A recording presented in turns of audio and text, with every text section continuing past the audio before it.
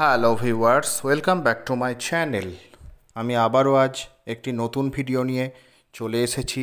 ভিডিওটি প্রথম থেকে শেষ পর্যন্ত মন দিয়ে দেখুন।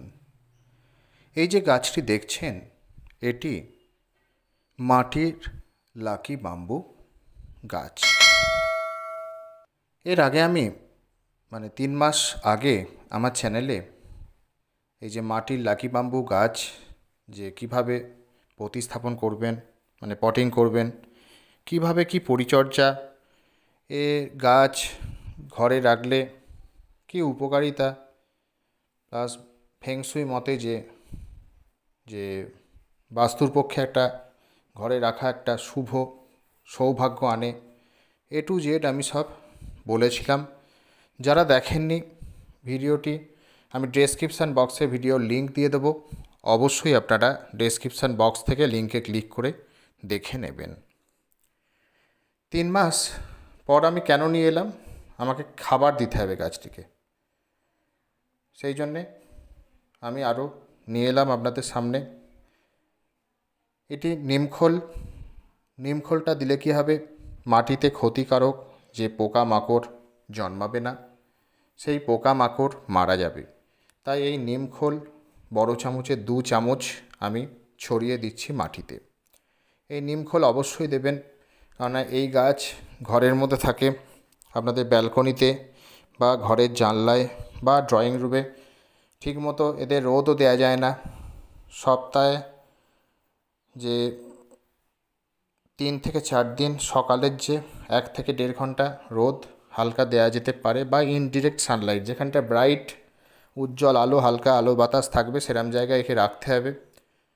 অন্ধকার জায়গায় রাখলে চলবে না।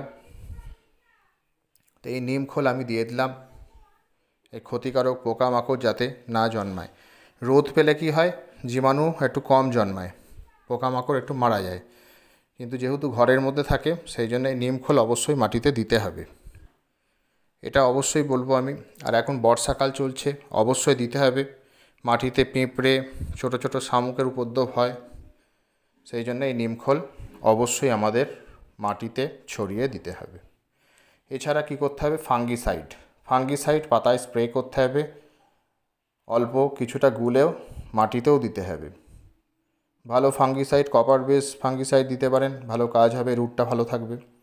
ব্লু কপার বা ব্লাইটক্স 1 গ্রাম 1 লিটার জলে গুলে পাতাতে স্প্রে করে দেবেন, সেইখান থেকে আবার জল মাটিতেও দিয়ে দেবেন।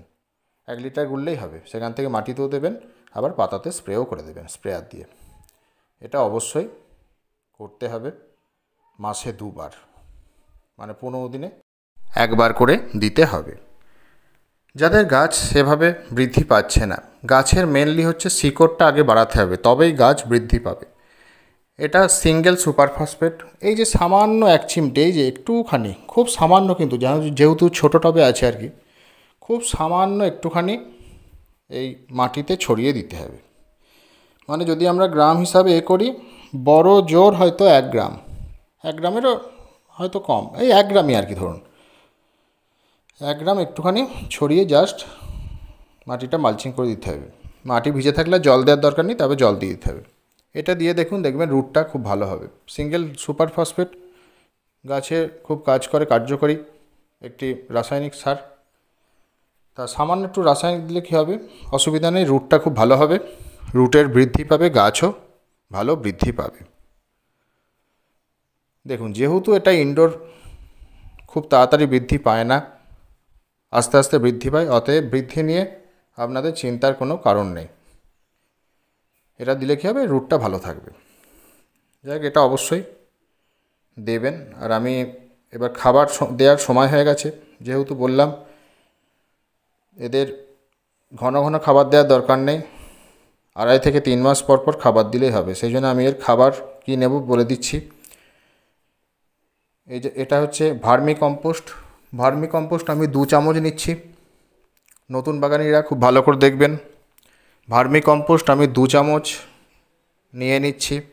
খুব হাতে ধরে শিখবেন, বিরক্তি হবেন না, বিরক্তি ভাব আনলে কিন্তু কিছু শিখতে পারবেন না। খুব ভালো করে মন দিয়ে দেখুন। এটা কি লেদার মিল 1 চামচ দিয়ে দিচ্ছি, 1 চামচ মতো লেদার মিল আমি দিয়ে দিচ্ছি। দুটোতেই গাছ নাইট্রোজেন পাবে গাছ। এটা কি বোন ফস যেটা বা বোন ডাস্ট, একদম হাড় গুঁড়ো যেটা আর কি, বোন মিলটা নয় কিন্তু, এটা একদম গুঁড়োটা ডাস্ট। যদি না পান তখন বোন মিলটা দিতে পারেন 1 চামচ। এটা কি শিং চাঁচা বা শিংকুচি, হর্ন ডাস্ট যেটা 1 চামচ। এইগুলি নিয়ে আমি ভালো করে মিশিয়ে দিলাম। এটাকে কি করবেন, একটু হালকা জল ছিটিয়ে একটু আগে থেকে প্রস্তুত করে রাখবেন। সব থেকে ভালো হয় 1 মাস আগে থেকে প্রস্তুত করে রেখে হালকা জল ছিটিয়ে রেখে এয়ারটাইট কন্টেনারে রেখে দিতে হবে। দিয়ে এবার এই খাবারটা আমি এর মাটিতে দিয়ে দেব। এর মাটিতে আমি খাবারটা দিয়ে দিচ্ছি। আপনারাও এভাবে ঠিক খাবার প্রস্তুত করে মাটিতে দিয়ে দেবেন। এই খাবারটা আপনারা 3 মাসে একবার দিলেই হবে, বেশি খাবার দেওয়ার দরকার নেই এদের। যেহেতু ইনডোর, এদের বেশি খাবার দেওয়ার প্রয়োজন নেই, জৈবভাবেই খাবার দেবেন, অসুবিধা নেই। যাদের গাছের খুবই দেখছেন যে বৃদ্ধি পাচ্ছে না, তখন ওই রাসায়নিকটা দিতে পারেন, সিঙ্গেল সুপার ফসফেট যেটা রুটটা ভালো করে, যেহেতু রুটের ডেভেলপমেন্ট ঘটায়। ভালো করে এটা মালচিং করে দিচ্ছি আমি। আপনারাও এভাবে মালচিং করে দেবেন। এই খাবারটাই আপনারা 3 মাসে একবার দিয়ে দেবেন। আর যেভাবে বললাম নিমখোলটা, আপনারা চাইলে এর সঙ্গে নিমখোলটা অ্যাড করেও দিতে পারেন, অসুবিধা নেই, বা নিমখোল আলাদা করে দিয়ে দেবেন। এইভাবে করবেন, দেখবেন গাছ ভালো থাকবে। আর ফাঙ্গিসাইড তো বলেই দিয়েছি, আগে দিতেই হবে, কারণ ফাঙ্গাসের উপদ্রব একটা লেগে থাকে, গাছের পাতা হলুদ হয়ে যায়, সেই জন্য ফাঙ্গিসাইড অবশ্যই স্প্রে করতেই হবে। এটা করবেন অবশ্যই। আর এমন জায়গায় রাখুন যেখানে আলো বাতাস খুব পর্যাপ্ত পরিমাণে আসে। এবার আমি জল দিয়ে দিচ্ছি। মাটি যদিও বা ভিজে আছে, তবুও হালকা জল দিয়ে দিচ্ছি আমি, আপনারাও দিয়ে দেবেন। আর অবশ্যই সার প্রয়োগ করার আগে মাটি যাতে দেখবেন যে ভিজে আছে কিনা, এটা অবশ্যই আপনারা দেখে নেবেন। এমন জায়গায় যে জানলায় আপনারা রাখতে পারেন যেখান দিয়ে বাতাস আসছে, ইনডিরেক্ট যে সানলাইট, হালকা যে সূর্যালোক সকালের দিকে আসবে, এইভাবে আপনারা জানলাতে রাখুন, গাছের পাতায় রোদ পাবে।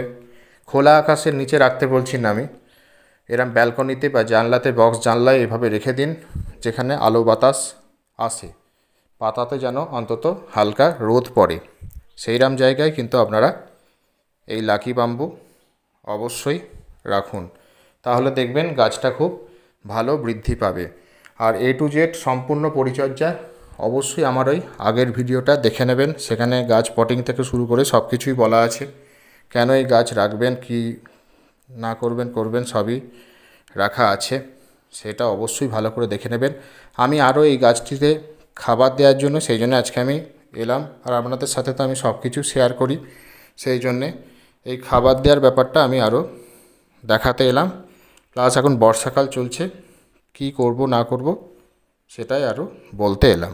আশা করছি ভিডিওটি আপনাদের উপকারে আসবে, আশা করছি ভিডিওটি আপনারা বুঝতে পেরেছেন। যদি ভিডিওটি ভালো লেগে থাকে অবশ্যই লাইক করুন, বন্ধুদের সাথে শেয়ার করুন, জানতে আমায় কমেন্ট করুন। যারা চ্যানেলে নতুন তারা চ্যানেলটি সাবস্ক্রাইব করুন। Thank you.